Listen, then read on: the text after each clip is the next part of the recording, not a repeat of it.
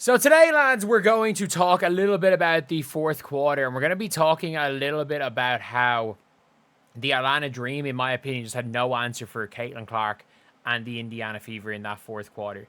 And realistically, for quite a bit of the second half, they had no answer for an aggressive Caitlin Clark. Even when she wasn't exactly getting when it wasn't her putting the ball in the basket or her showing up on the stat sheet, she was burning Jordan Canada. And people don't understand how good Jordan Canada is on defense. She was absolutely burning Jordan Canada. Canada could not stay in front of her. And that is a big thing. That is genuinely a big, big thing. That if you can't stay in front of her, it creates a space for everybody else. And there were some hockey assists. There was good ball movement. There was a lot of things. There was a lot of real positives when it came to Caitlin Clark today. And we got to talk about those positives. Like in games where it goes bad, we'll talk about the negatives. But we're going to talk a little bit about how the Atlanta Dream were able to really neutralize Caitlin Clark in the first half. And I know Caitlin Clark had 5 first half assists, but they were able to neutralize Caitlin Clark's impact on the game in that first half. And in the second half, regardless of the box score numbers, how Caitlin completely took over. So the big way they were able to neutralize Caitlin Clark, and I think it was almost an issue with Stephanie White as much as anything, is they were manhandling her. They were manhandling Caitlin Clark early in that game. Like they had 2 hands on her. They were fully getting into the we are grabbing her and we don't really care. Like that was their goal. Their goal was they were out there to maul Caitlin Clark. They had they had absolutely no intention of doing anything other than mauling Caitlin Clark. Like they were not out there to play legit defense. They were there to maul Caitlin Clark as much as they possibly could. And realistically, it worked. It worked. Like it wasn't even like a lot of the stuff was a couple of off-ball fouls, but there were quite a few there were quite a few situations where it was from behind. So you saw pictures like this. They literally had 2 hands on the back of Caitlin Clark's jersey. So if anytime Caitlin tried to move, it was 2 hands on her back. She couldn't move off the ball. She was being hacked off the ball, and the referees allow contact with guards off the ball, which they shouldn't. They allow way too much contact with guards off the ball. And if we're being honest, like, it's something that shouldn't be happening, but it is. And it is extremely frustrating. But at the end of the day, look, we have to you have to know that that's here being refereed, and you got to adjust. And in the second half, it was Caitlin on the ball, and they could not live with Caitlin on the ball. So Ryan Howard, who had previously guarded Caitlin on the ball, was suffering from some sort of a knee injury. She could not really keep up with Caitlin, and they went with Jordan Canada, all defensive Jordan Canada, and Caitlin burned Jordan Canada off every single pick and roll. Of every single pick and roll. In the third quarter, we were watching Caitlin Clark basically go and free up Aaliyah Boston every time. But Aaliyah Boston wasn't really rolling. It was really only in the fourth quarter when Natasha Howard was off the floor. And like Natasha Howard just allows Caitlin Clark to be guarded. And if you saw on those screens, the Atlanta Dream didn't blitz screens at all. Really. Like their main tactic was not to blitz screens. Like they were not out here making that their focus. But what they were doing was they were trying to turn Caitlin Clark into a scorer. They were trying to stop her being a passer, and it just didn't work. They were putting her in single coverage. They were allowing her to get to the basket. And it wasn't necessarily that Caitlin as an individual killed them, because I don't think Caitlin as an individual killed them. It was what Caitlin was able to free up for everything else. So they were very focused off the ball on Caitlin. So when Caitlin was in off the ball actions, they were worried about Caitlin. They were okay with anyone else cooking them. They were okay with Kelsey Mitchell cooking them. And they were just being physical. And do you want to know what the best way to beat physicality is? Run. Run. Like, that is the best way you can beat physicality in basketball.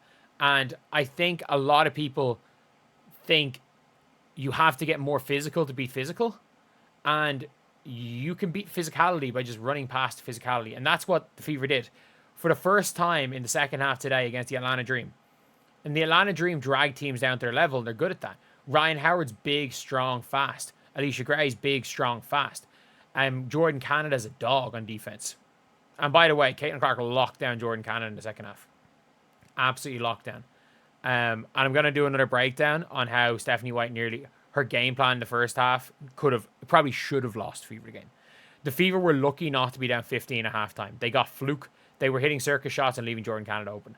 But like Jordan Canada's a dog. Brittany Griner and Bree Jones are tough. Naz Hillman's a decent bench power forward. So like they have players, they have a system, they have a lot of good positive things going for them. But Carl Semesco had no answer for the running. He had no answer. He couldn't do anything because their tactic on defense, they didn't rotate properly, and they haven't against the Fever, by the way. They've had nothing special when it comes to rotations. They've had no special rotations. They've had no special... And by the way, he basically told Pau Pau, nah. Like, Tina Pau Pau has been... She's been not playing too much. But, like, you would have thought this is what I always say, is that teams are able... You can put, like, a Pau Pau or a Caitlin Chen on Caitlin in the half court and just try to rough her up. You can't put her on Caitlin in the full court. And what they did was they gave Caitlin the ball to run the one. And, yes, one of every 7 possessions, Ari McDonald took the ball up. And that's fine. Like, it's cool to have Caitlin on an occasional possession coming off like a pin down into a motion into the pick and roll when there's sufficient spacing. Like, it is completely fine for it to be occasional, not to be your plan A. It's okay to have Caitlin off ball as plan B, not as plan A. Not as plan A. Like, Caitlin and Ari can play. They can legitimately play together, but it has to be Ari off the ball 80% of the time. 20% of the time she can be on the ball. They very clearly, they were running almost no pick and rolls. There was a lot of weird stuff from the Fever. And then once the Fever just gave Caitlin Clark free reign to do whatever she wanted, the Dream couldn't live with her. They tried. They tried to rough her up off the ball, but the thing is, she was playing too fast. And when they were stopping Caitlin Clark, she was finding teammates. And what they were doing was, because of the way they were running, the Fever ran. The Dream had to scramble on defense. And whatever your defensive game plan is thrown out the window when you scramble. When you can force a double, when you're forcing teams to scramble off the pick and roll, when you're forcing them to scramble in transition, any game plan you have, which they game planned well against her in the first half, the game plan is thrown out the window when you're scrambling. It is completely thrown out the window. And even when Caitlin was missing, even when Caitlin was driving in on Griner and got blocked twice in a row, they scored off both inbounds plays. So it really is one of those things where the Fever were relentless. The Fever were absolutely relentless. And the Dream had no answer. They had absolutely no answer. Their coach had no answer. They tactically had no answer because they did game plan well. They have game plan well. And they went out all 3 games against the Fever with the same game plan. But this is the first time. This is the first time that the Indiana Fever have just said, Caitlin Clark has just said, we're not going to let you rough us up because you can't rough us up if we're just running by you. If we are in speed, if we are in rhythm, if we have a full head of steam and you try to stop us, it is a blatant foul. If we don't have a head of steam, you can put your hand on us and we don't get a head of steam, it's harder to call. If we have a full head of steam and you stop us, it's a blatant foul. Easy. Easy calls for the referees. But yeah, that is pretty much it. Like, I think Carl Semester is a good coach.